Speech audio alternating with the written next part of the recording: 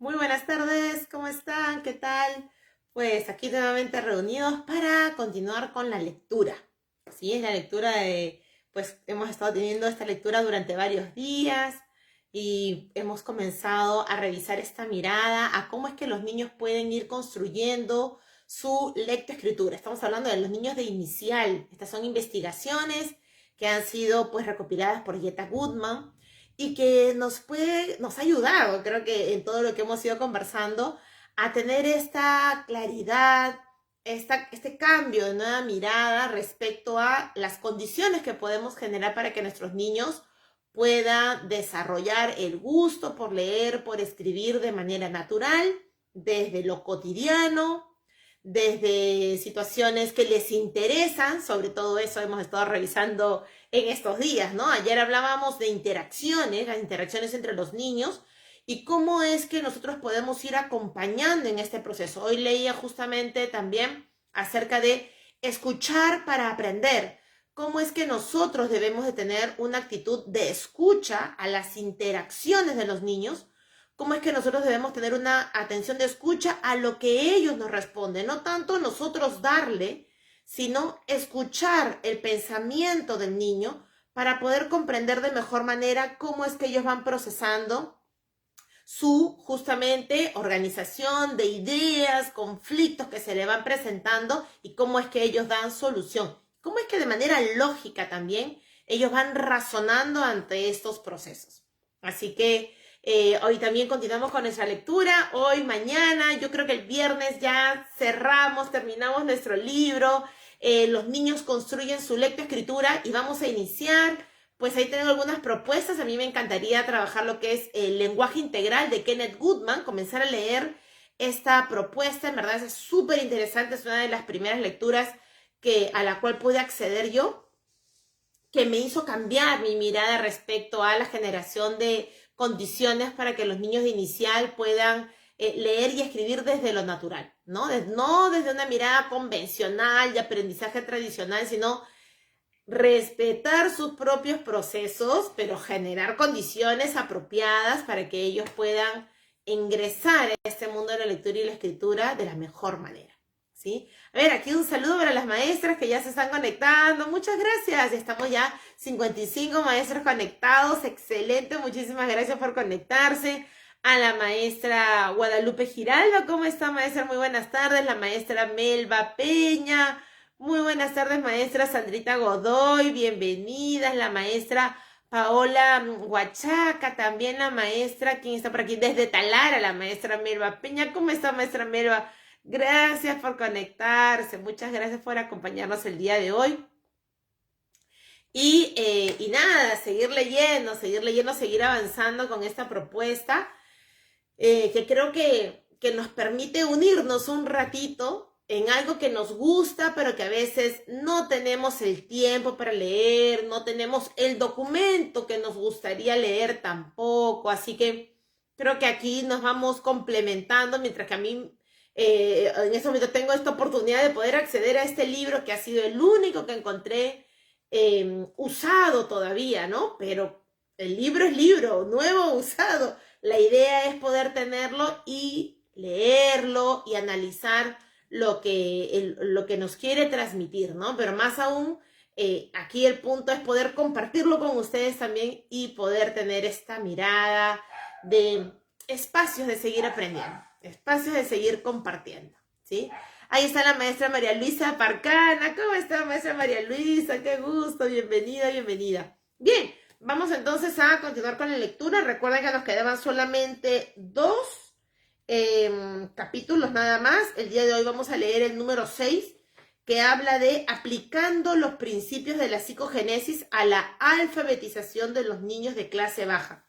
Si bien es cierto, es un estudio realizado en Brasil por Esther Pilar Grossi, vamos a poder darnos cuenta al interior que tiene mucha relación con la propuesta, con el desarrollo también de nuestros niños, ¿no? El entorno social, la interacción social, las actividades que ellos pueden tener en relación al texto, ¿no? Actividades con palabras y letras, y esto que en verdad nos calza tanto a los niños de Brasil, a nosotros, a los niños de diferentes partes del mundo, porque los niños son niños, y tienen los mismos intereses. A ver, aquí también a la maestra Ana María Portela, bienvenida, bienvenida. Recuerden también, maestras, que pueden acompañarnos o apoyándonos durante esta transmisión enviando estrellitas. Las estrellitas son gratuitas, pero nos ayudan a nosotras a poder generar más contenido. Tú te preguntarás, ¿cómo es que te ayudamos, Norca, enviando estrellitas gratis y que puedas generar más contenido?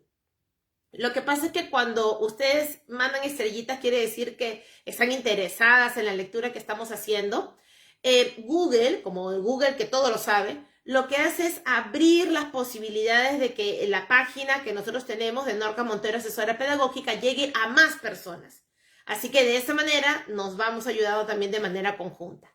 Y nada, vamos leyendo entonces esta propuesta del día de hoy, ¿sí? Vamos a ver. ¿Qué nos dice? El fracaso de la alfabetización de educandos de clase baja en Brasil es una preocupación primordial de la educación. Entre los motivos del fracaso se encuentran la desnutrición, las limitaciones de código lingüístico, la desatención social y las posibles diferencias de desarrollo lógico entre los niños de clase baja y los niños de clase media y los niños de clase alta, ¿no? Como les decía, no están alejados de nuestra realidad. Desde 1979, el Grupo de Estudio de Educación, Metodología, Investigación y Acción se ha dedicado a investigar la alfabetización entre los niños brasileños de clase baja.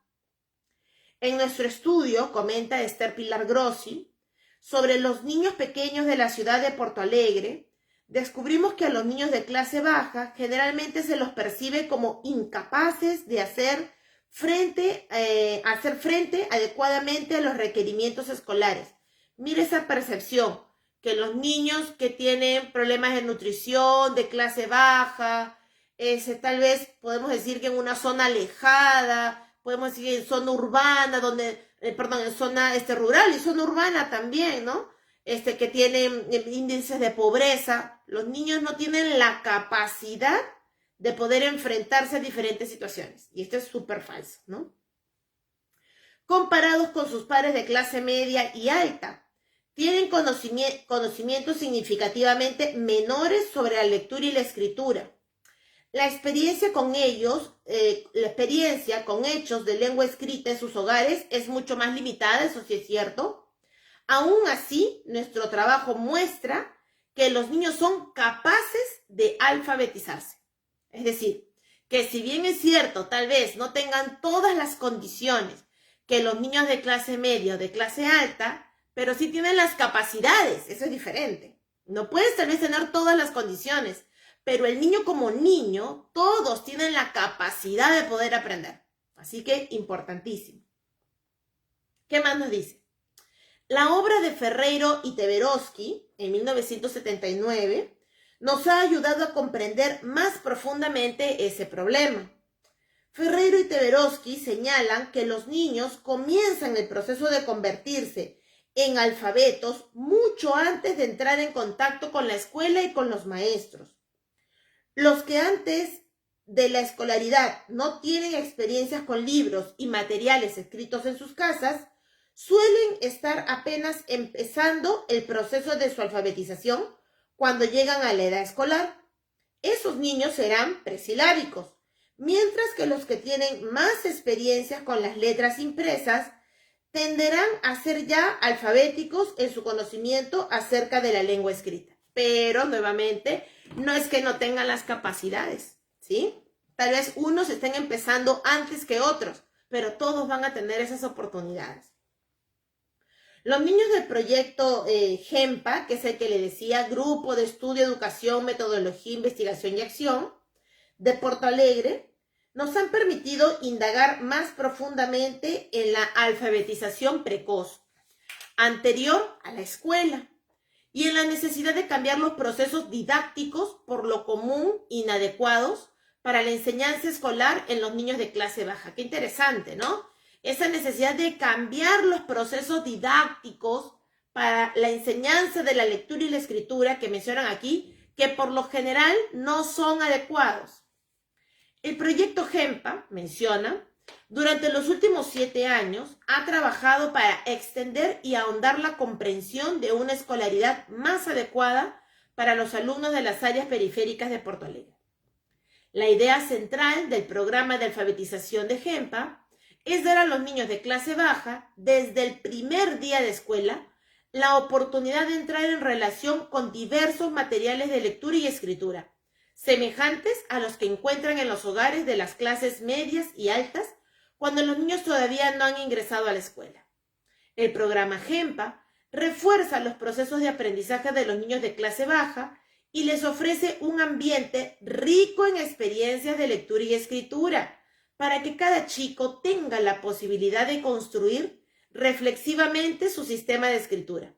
Desde el comienzo, GEMPA pone el eje del aprendizaje en la lectoescritura, en la integración de letras y palabras con textos. Esto que está presentando el proyecto GEMPA es algo que nosotros podemos hacer también en las escuelas. Puede ser que en casa los niños no tengan las condiciones para que puedan estar en un ambiente letrado, ¿no? Tal vez puedan tener padres analfabetos que no tienen tampoco las habilidades para poder hacer que el niño se relacione con el texto. Pero el primer día que nosotros regresemos a las escuelas y que nuestros niños regresen, somos nosotros los que debemos de generar las condiciones para que los niños desde el primer momento, como dice aquí, puedan relacionarse de la mejor manera con la lectoescritura. Así que no es decir, es que en su casa no le enseñan, es que en su casa no leen, es que en su casa los padres no apoyan, es que los padres son analfabetos. Pues nosotros debemos de generar esas condiciones para que los niños en la escuela puedan tener esas oportunidades, ¿sí? Muy bien. ¿Qué han utilizado? Vamos a ver. Han utilizado actividades con textos. La lectura de cuentos, que es algo de mi favorito, la lectura de cuentos es un contacto esencial con los textos escritos. Los cuentos son un modo de crear imágenes mentales, en tanto que el dibujo representa las imágenes en el papel. A partir de un dibujo es posible construir una historia. El proceso es un círculo completo que sigue el siguiente recorrido. Primero, la lectura del cuento por el adulto. Segundo, hacernos la imagen mental de lo que está pasando. Tercero, mirar la imagen que está en el libro. Y cuarto, generar la propuesta de poder escribir como a ti te plazca o aquella palabra que te llamó la atención. Interesante, ¿no? 4 pasos a tener en cuenta con los cuentos. Existe, menciona, una interacción establecida entre el dibujo, las imágenes mentales, la escritura y el discurso oral, que promueve un enlace dinámico entre el lenguaje oral y el lenguaje escrito. Esta condición es necesaria para desarrollar las relaciones entre lectura y escritura. Las actividades de aula se planifican teniendo en cuenta ese ciclo. El maestro lee un cuento con ilustraciones o sin ellas, y después de la lectura propone a los chicos que dibujen. Luego, maestros y niños pueden escribir en cooperación un resumen del cuento, es decir, los niños dictan, la maestra escribe. Los niños y el maestro de una clase experimental escriben el texto juntos y juntos confeccionan dibujos y tarjetas, también de las palabras que más le llamó la atención, y tarjetas después del leído del cuento. Lo que sigue es un ejemplo de un texto escrito conjuntamente por los chicos y un docente. Aquí nos dicen, ¿no? Juan y María.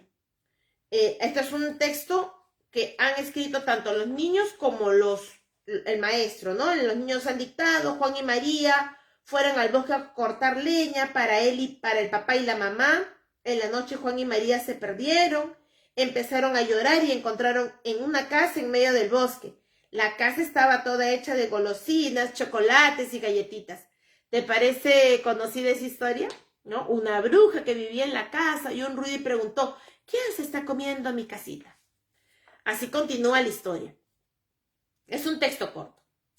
Las tarjetas se organizan sobre la base del texto. Se las usan con los niños que están en diferentes niveles, como indica el diagrama que muestra el ciclo. Los niños cuentan o escriben cuentos con sus propias escrituras. Luego participan en actividades favoritas con los textos escritos, tales como escribir sus canciones preferidas, escribir tarjetas postales a otros o recibir tarjetas postales de amigos o maestros. Esas son actividades que realizan con textos. Ahora vamos a leer actividades que realizan con palabras y con letras. Si bien el foco está puesto sobre el trabajo con textos completos, que sea siempre la mirada del enfoque comunicativo, trabajar con textos completos, episodios de la enseñanza y aprendizaje que incluyen la escritura de palabras aisladas del texto dan al niño la posibilidad de hacer conexiones entre segmentos de la lengua oral y segmentos de la escritura. Estas actividades suministran oportunidades y experiencias con la lectura de textos, de modo que los niños puedan desarrollar el análisis silábico necesario para su comprensión del sistema escrito. Al poner su atención sobre las palabras, los niños empiezan a hacer conexiones que conducen a la escritura. Por ejemplo, objeto del discurso, que es el libro, hacer una imagen mental, hacer un dibujo y luego escribir. Como lo muestra la investigación de Ferreira y Teberovsky en el 82, la forma figurativa está presente de dos maneras en la escritura. Directamente, por la representación gráfica e indirectamente por la asociación de número, tamaño o calidad de las letras o las características de la forma del objeto representado. Recuerda que hablar acerca de los diferentes niveles de escritura y cómo es que el niño relaciona la cantidad de letras, las diferentes letras que también deben haber para poder representar una imagen, eso leímos en el capítulo 2 que hablaba de psicogénesis. Te sugiero que también puedas ver los videos aquí. Pero este es un tema que también viene en las evaluaciones de ascenso y nombramiento. No solamente por un concepto teórico que debemos de saber, sino para que podamos comprender el nivel de escritura en el cual se encuentra el niño y sobre eso generar las condiciones apropiadas para que siga subiendo de nivel. ¿Qué más tenemos acá? Cuando los niños no conectan lenguaje oral y escritura, las formas figurativas no son todavía representadas. En cambio, ellos usan criterios relacionados con las cualidades de lo que están representando. Manejando el número de letras de las palabras, por ejemplo, una niña llamada Lice dijo: mi nombre tiene 4 letras porque yo soy chiquita. El nombre de mi mamá debe de tener 10 letras y el de mi papá 15, porque él es más grande que mi mamá. Qué importante es este razonamiento que tiene el niño respecto a relacionar la representación, la figura que va a representar el tamaño de la persona con la cantidad de letras que necesita al momento de escribir. Otro ejemplo es un niño al que se le preguntó cuántas letras hacían falta para formar la palabra pan. Y el niño dijo: depende del tamaño del pan. El pan que viene grande se escribe con muchas letras y los pancitos chiquitos con menos letras. Qué importante es poder tener esa capacidad de poder escuchar al niño para comprender su razonamiento. Escuchar para aprender. En consecuencia, las palabras escritas no están conectadas con el sonido de la lengua oral en los chicos como Lizzie, que es presilábica. Nuestro principal objetivo docente, entonces, es ayudar a los niños presilábicos a entender las diferencias entre los grafismos figurativos del dibujo y los gráficos simbólicos de la escritura. ¿Sí? Interesantísimo esto que nos están diciendo. Memorizar las letras de una palabra es de escaso valor. Qué interesante. Comparado con entender cómo se integran las letras en un enunciado. Algunos estudiantes presilábicos que pueden reconocer y deletrear varias letras desechan la escritura convencional cuando pasan a ser silábicos. Empiezan a colocar una letra por cada sílaba, renegando de su conocimiento anterior. Es importante respetar el desarrollo de cada uno de los chicos en este proceso. No es hacer que se aprendan las letras porque hay que aprendérselas. Primero que las letras son parte de una palabra que tiene que tener una significancia para el niño. Si no, pierde el valor del aprendizaje esta lectura y escritura. Las palabras que usamos en la enseñanza y las palabras de los textos escritos por los niños y por el maestro son las de mayor importancia en la vida del niño, tales como el nombre de la maestra, los nombres de todos los compañeros de clase. Esos son apoyos poderosos para la enseñanza, sobre todo si la relación entre el niño y el docente es cálida y amistosa. Una gran estrategia que nos sirve para ello es poder utilizar la estrategia del amigo de la semana. Es una estrategia que permite que podamos ir conociendo el nombre del niño, estudiar el nombre del niño, pero a la vez estudiar el nombre de todos los niños. No utilizamos una letra diferente o una letra planificada, ¿no? Es decir, no empezamos por la M, luego la P, luego la S. A veces hemos empezado por la palabra Juan, porque es una palabra corta. Cada una de las letras suena como corresponde al sonido de la letra. U, A, N. Y ayuda a que el niño, esa palabra que conoce, que es pequeña, puede el niño encontrar muchas de esas letras en los nombres de sus otros compañeros. Ayuda increíblemente, ¿no saben? Aquellas maestras con las que hemos llevado justamente el curso de El Amigo de la Semana, han aplicado esta estrategia con niños pequeños, con niños cuando estaban en 4 añitos, y cuando se han vuelto a reencontrar en 5 años, los chicos comprenden ese proceso. Es que los que tienen ese razonamiento lógico respecto a ¿por qué estoy escribiendo de esta manera? ¿Sí? ¿Por qué aprovecho los nombres de mis compañeros para poder entender lo que quiero leer ahora que es diferente? ¿Sí? Así que importantísimo eso. Los niños de las clases experimentales del GEMPA aprenden a reconocer los nombres de su maestro, sus compañeros y los personajes de sus cuentos. Cuando los niños presilábicos ingresaban a nuestro programa experimental, muchos de ellos podían escribir sus nombres de modo convencional: Esther, Miudiño, Dinomir, Gustavo.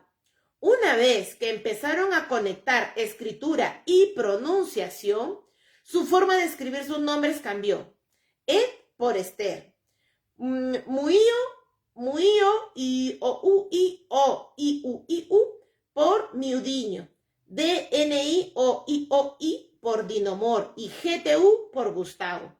Es decir, el niño realmente no es que lo aprenda, o sea, su necesidad no es aprenderlo de memoria, es aprenderlo de manera significativa. Él puede, según la edad o el nivel que se encuentra, puede organizar una letra por cada sílaba de su nombre y va a estar correcto, ¿sí? Y va a estar correcto. Así que hay que un poquito hay que reflexionar. De verdad los chicos tienen que seguir ese proceso que el libro nos dice, inadecuado, que a veces utilizamos de manera convencional para que el niño se relacione con las palabras, el aprendizaje de su nombre completo. A veces, ¿cuántas veces hemos enseñado que el niño aprenda a leer y a escribir su nombre y apellido completo? ¿Realmente el niño está preparado para eso? ¿O es tan complejo que al final termina siendo algo memorístico? Las diferencias entre su escritura silábica y su capacidad para leer la escritura convencional de sus nombres se convierte en un rico conflicto para esos niños que los mueve a nuevos aprendizajes. Qué interesante. También participan en actividades las letras del alfabeto, hechas de diferentes formas y tamaños. Las letras son confeccionadas con diferentes materiales, tales como papel de lija, madera, plástico y cartón.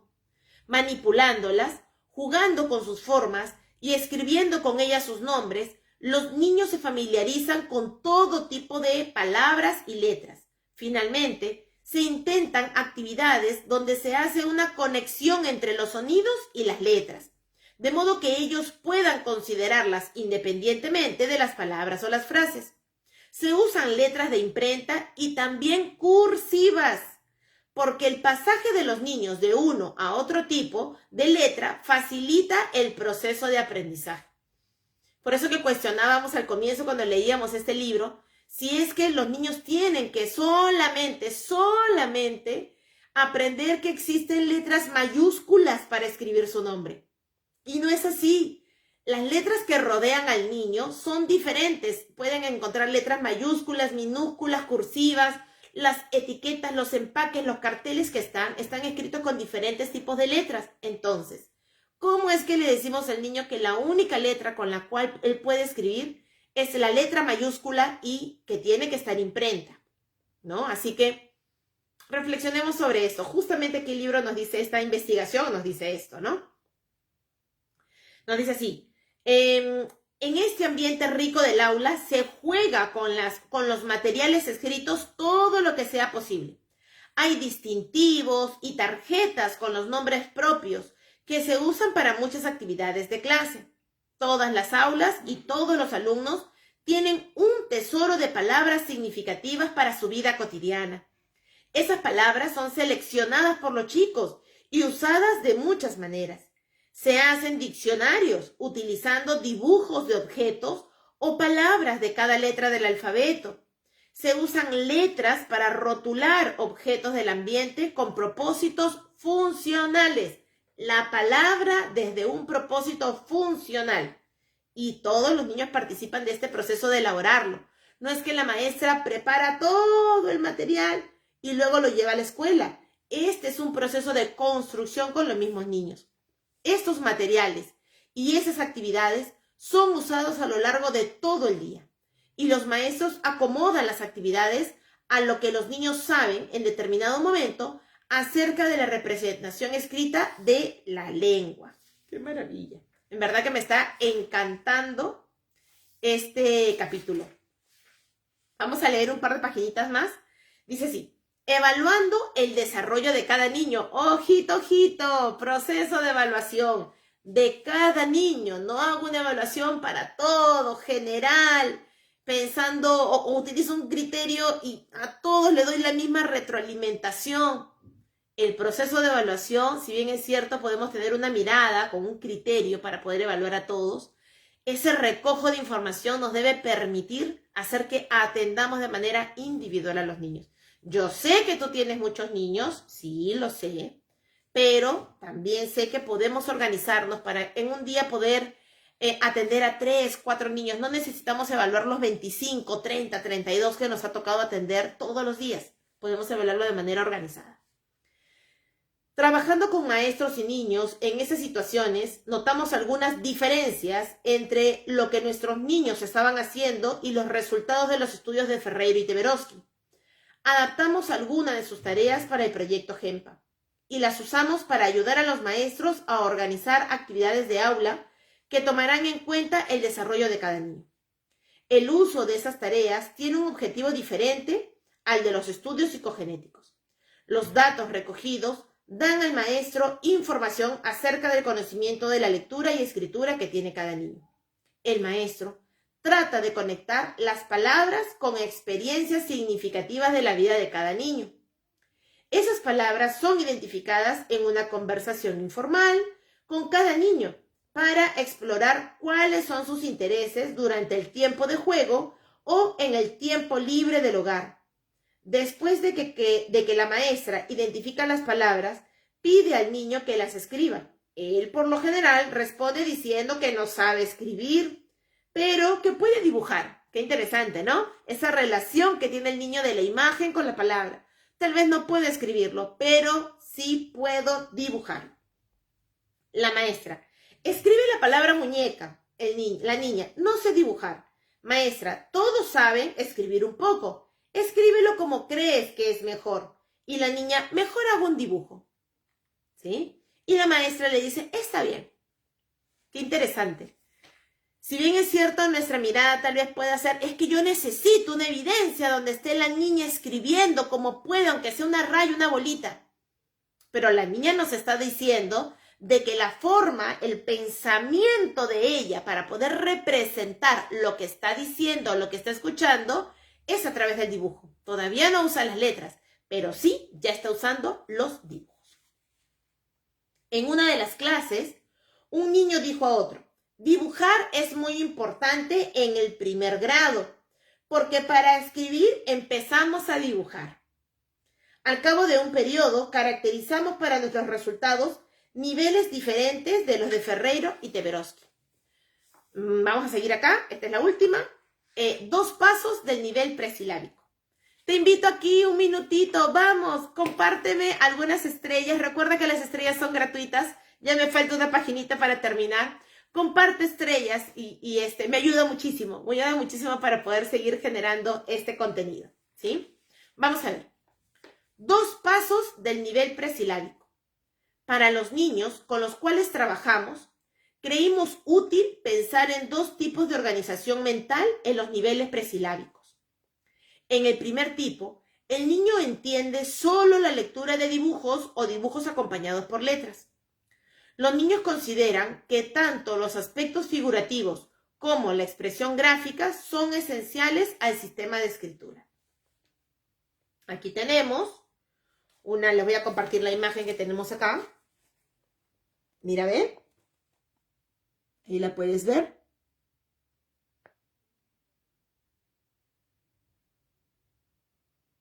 Te voy a leer lo que dice. Gracias, maestra Gabriela Damián, por las estrellitas. Me ha enviado 200 estrellas. ¡Qué linda, lo máximo! Ahí está. ¿Qué dice aquí? Para la primera imagen, decía, o los niños encuentran la palabra bebé, ¿no? Para la palabra bebé, ellos utilizan la imagen del dibujo de un bebé. Para la palabra amigos, lo que ellos hacen es representarlo con 3 dibujitos. Y para ellos, esa es la palabra amigos. Para la palabra la niña está jugando, dibujan una niña, aquí está, una niñita, pero con sus manitos como que juntitas, ¿no? Que está haciendo algo. Para la palabra piso, aquí utilizan este dibujo. Y para la palabra helicóptero, utilizan este dibujo. Eso significa que para el niño, él tiene muy claro que una palabra se puede representar a través de un dibujo. Lo mismo de manera oral. Todo lo que yo digo, lo puedo escribir. Algo así. A ver. Si lo puedo ver, ¿no? Que estoy viendo acá, por ejemplo, unos libros, un muñequito, un hipopótamo, un cuadro. Todo lo que puedo ver, un cuadro, un hipopótamo, unos libros, lo puedo decir, libro, hipopótamo, cuadro. Lo puedo imaginar, porque tengo un referente. Lo puedo dibujar y lo puedo escribir, ¿ok? Todo lo que podemos ver, lo podemos pensar, lo podemos decir, lo podemos dibujar y lo podemos escribir. Esto es algo que debemos de decirle a nuestros niños para generarle la confianza de que ellos sí pueden escribir. Ellos por lo general nos responden, no puedo, señorita, no sé, hazlo tú. ¿No es cierto? ¿Te ha pasado algo así?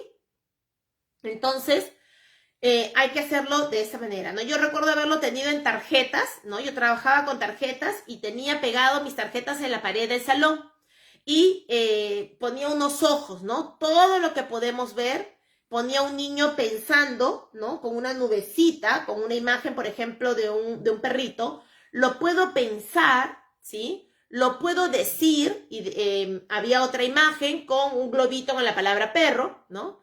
Lo puedo decir. Lo puedo dibujar, y había una mano con el dibujo de un perro, y lo puedo escribir. Y tenía otro cartelito con la escritura de 2 formas, ¿no?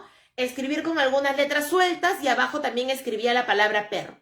Entonces, yo tenía estos cartelitos en el aula a los niños, porque hay algo que debemos de ayudarlos y es organizar sus procesos mentales. Así que cuando los chicos me decían, Miss, ¿y cómo se escribe eso? A ver, ¿cómo lo has pensado? ¿Cómo lo puedes decir? A ver, ¿lo puedes dibujar? ¿Y cómo crees tú que se puede escribir? Ayudaba a acompañar al niño en este proceso, ¿sí? Así que el niño se sentía empoderado de que él podía escribir y que si alguna letra no sabía o que no sabía cómo escribirlo, podía recurrir al cartel de la asistencia donde estaban los nombres de todos sus compañeros. Y que alguna de esas palabras, escuchando el nombre de su compañero, lo podía relacionar con esa palabra que podía escribir o que quería escribir. Un niño que finalmente se da cuenta de que es posible escribir con letras solamente, entra dentro del segundo escalón del nivel presilábico.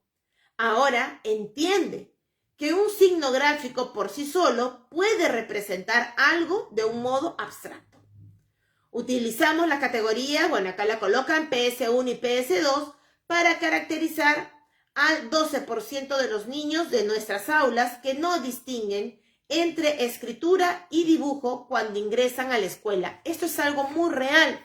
Y por eso, cuando nosotros entramos a la escuela, que podamos entrar a la escuela, o aquí en lo virtual, cuando le leamos a los niños libros, es importante que digamos, vamos a ver qué hay en los dibujos. Ahora te voy a leer lo que dicen las letras. ¿Sí? Es importante que nosotras transmitamos esa información. Si tenemos niños más grandecitos, podemos decirle, ¿no? Lo que está aquí arriba es igual a lo que está aquí abajo. No, te van a decir, ¿cómo es lo que está acá arriba? ¿Por qué es diferente a lo que está aquí abajo? Es que aquí hay letras, te pueden decir los niños, ahí son manchas, ahí hay cositas negras, aquí están los dibujos con colores, ahí está el pato, ahí está el gato. Es importante que los niños puedan describir las características diferentes, tanto de la imagen como de las palabras. ¿Qué hace eso? Empoderarlos, ¿sí? Empoderar a nuestros niños. Eso es algo importantísimo. Así que bien, nos quedamos hasta aquí el día de hoy. Mañana continuamos con nuestra lectura. Como verán, está súper interesante este capítulo 6 que habla justamente de aplicando los principios de la psicogénesis, los principios de Ferreiro, ¿no? A la alfabetización de los niños de clase baja. Todos los niños pueden hacerlo. Todos los niños tienen la capacidad de leer y escribir. Nuestros niños de inicial, sobre todo, tienen la capacidad de leer y escribir. Lo que tenemos que generar son las condiciones. Y lo mismo con nuestros niños de primer y segundo grado, ¿sí? Muy bien, mañana nos toca leer niveles intermedios. Nos toca leer el rol de la interacción social, enseñanza y psicología evolutiva y cognitiva. Nos toca leer también, bueno, eso es lo último, un desarrollo de los niños, cómo es que se organiza. Y luego pasamos el día, y empezamos, ¿no? Empezamos el capítulo 7 de Jetta Goodman, y el viernes estamos terminando de leer nuestro libro, Los niños construyen su lectoescritura. Luego de eso me interesaría seguir continuando con la lectura e ingresando a lo que es la lectura, el desarrollo integral, ¿sí? Todo lo que es la lectura integral me va a servir muchísimo para que podamos ir organizando el lenguaje integral. Nos va a ayudar para seguir organizando nuestras ideas de cómo es que debemos de generar las condiciones apropiadas para que nuestros niños, tanto de inicial, primer, segundo grado, puedan ingresar a este mundo de la lectura y la escritura de manera natural, con gusto sobre todo, y sabiendo de que esto es algo significativo y que le va a servir para la vida, ¿sí? Muy bien, nos estamos viendo entonces el día de mañana, igual a esta hora en la tardecita, para poder seguir con la lectura de este libro. Pero igual el día de mañana, me parece que al mediodía, voy a salir en vivo también, así que las invito. Al mediodía voy a salir en vivo con algunos libros, justamente cuentos, que son de mis favoritos, para poder compartir con ustedes cómo es que podemos utilizar los cuentos también al momento de interactuar con nuestros niños, ¿sí? Muy bien, cuídense mucho, por favor, y nos vemos el día de mañana. Bendiciones. Chao, chao.